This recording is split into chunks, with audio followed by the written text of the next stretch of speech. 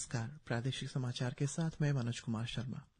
राज्यपाल lieutenant general retired केटी पटनायक ने आज लिकावाली स्थित सैन्य स्टेशन में 56वीं इन्फेंट्री डिवीजन के स्पेयरहेड डिवीजन द्वारा आयोजित 2 दिवसीय सेमिनार के समापन में भाग लिया। Resurgent Arunachal integrated development and security approach पर इस सेमिनार में राज्य के रणनीतिक महत्व और सामाजिक आर्थिक विविधता पर ध्यान केंद्रित किया गया। अपने संबोधन में राज्यपाल ने कहा है कि संवेदनशील और रणनीतिक रूप से महत्वपूर्ण सीमा और पड़ोसी देशों के साथ इसकी निकटता के कारण निरंतर सतर्कता की आवश्यकता है। उप मुख्यमंत्री चाउना मेन ने शुक्रवार को राज्य सचिवालय ईटानगर में नीति आयोग के एक प्रतिनिधि मंडल के साथ एक महत्वपूर्ण बैठक की। उन्होंने शहरी गतिशीलता में सुधार के लिए ईटानगर और नाहरलगुन के बीच मोनोरेल सिस्टम के लिए नीति आयोग के तकनीकी सहायता मांगी है एवं राज्य में नागरिक सेवा वितरण को बढ़ावा देने के लिए पुराने प्रशासनिक ढांचे को उन्नत करने का भी अनुरोध किया। उन्होंने कहा है कि नीति आयोग राज्य के विकास में भागीदार रहा है और इस भागीदारी ने नीतियों को परिष्कृत करने और शासन को बेहतर बनाने में सदैव मदद की है।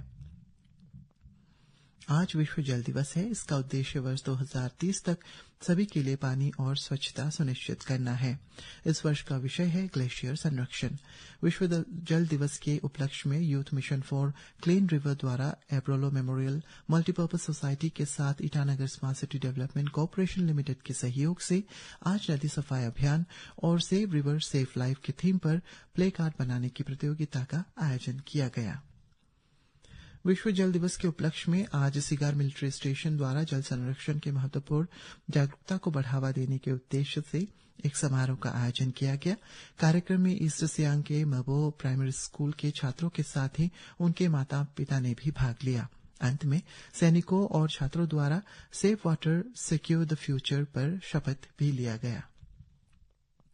ICAR राष्ट्रीय याक अनुसंधान केंद्र दिरांग द्वारा कृषि विज्ञान केंद्र तवांग के सहयोग से आज तवांग के किसानों को पशुओं के वैज्ञानिक पालन पर जागरूकता कार्यक्रम आयोजित करके विश्व जल दिवस 2025 मनाया गया।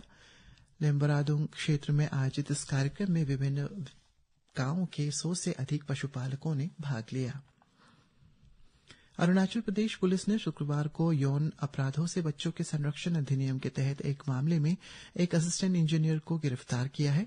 पुलिस द्वारा जारी एक विज्ञप्ति के अनुसार आरोपी 50 वर्षीय इका रिमो IPC की धारा 376, 326 और 506 के साथ पोक्सो अधिनियम की धारा 4 के तहत आरोप लगाए जाने के बाद फरार हुआ था। राजधानी पुलिस अधीक्षक रोहित राजवीर सिंह के अनुसार पिछले साल फरवरी में ईस्ट कामेंग जिले के सपा महिला पुलिस स्टेशन में दर्ज मामले की जांच के तहत अपराधी को पकड़ा गया है और आगे की कानूनी कार्रवाई के लिए सपा पुलिस को सौंप दिया गया है। राजधानी पुलिस द्वारा शुक्रवार को चिंपू से 2 संदिग्ध ड्रग तस्करों को गिरफ्तार कर उनके कब्जे से 5 लाख रुपए की हेरोइन जब्त की गई। पुलिस ने आरोपियों के पास से 40,000 रुपए नकद और 2 व्हीलर भी जब्त किया। राजधानी पुलिस अधीक्षक रोहित राजवीर सिंह ने कहा है कि खुफिया सूचनाओं के आधार पर पुलिस ने एक व्यक्ति को हिरासत में लिया जब वो कथित तौर पर चिंपू में मादक पदार्थ बेचने का प्रयास कर रहा था। अधिकारी ने कहा है कि उसके खुलासे के बाद पुलिस ने जू रोड पर बीड़ी बुदा गांव में एक आवास पर छापा मारा जहां पर उन्हें हेरोइन के 4 अतिरिक्त पैकेट भी बरामद हुए।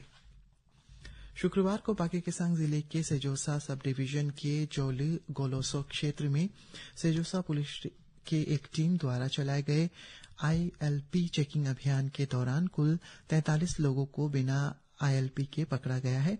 पाके केसांग SP तासीदारांग ने लोगों को प्रवासी मजदूरों को कैरेक्टर वेरिफिकेशन सुनिश्चित करने और जिले में किराए पर रहने वालों का वेरिफिकेशन भी करने का सलाह जारी की है। डिजिटल साक्षरता के माध्यम से भावी पीढ़ी को सशक्त बनाने की दिशा में एक महत्वपूर्ण कदम में भारतीय सेना ने ऑपरेशन सद्भावना के तहत राज्य के जांग सब डिवीजन में थिंगबू सर्कल के अंतर्गत गवर्नमेंट अपर प्राइमरी स्कूल जांगता में एक अत्याधुनिक कंप्यूटर ट्रेनिंग लैब की स्थापना की। और अरुणाचल प्रदेश लिटरेरी सोसाइटी द्वारा शुक्रवार शाम राजीव गांधी विश्वविद्यालय के अंग्रेजी विभाग के लिटरेरी एक्टिविटीज क्लब के सहयोग से RGU में विश्व कविता दिवस का आयोजन किया गया। इसी के साथ ही ये समाचार बुलेटिन समाप्त हुआ। नमस्कार।